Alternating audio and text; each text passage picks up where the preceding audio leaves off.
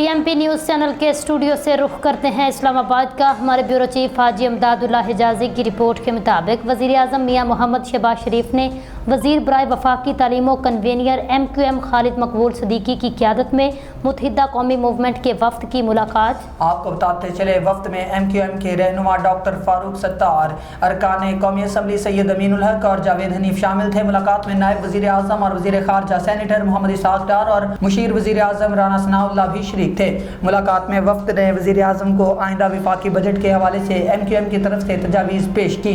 मुलाकात में वफाकी हुकूमत के तहत सिंध और कराची में अवामी फलाही मनसूबों के हवाले से भी तफसीली गुफ्तगू हुई। MQM वफाकी हुकूमत की अहम इत्तेहादी जमात है जिसने हुकूमत का अवामी फलाह के हवाले से बड़े इक़दाम में साथ दिया। वज़ीर आज़म की मुतल्लका हुकाम को MQM की बजट तजावीज़ पर गौर करने और एक काबिल अमल और जामे लाहे अमल मुरत्तिब करके पेश करने की हिदायत की।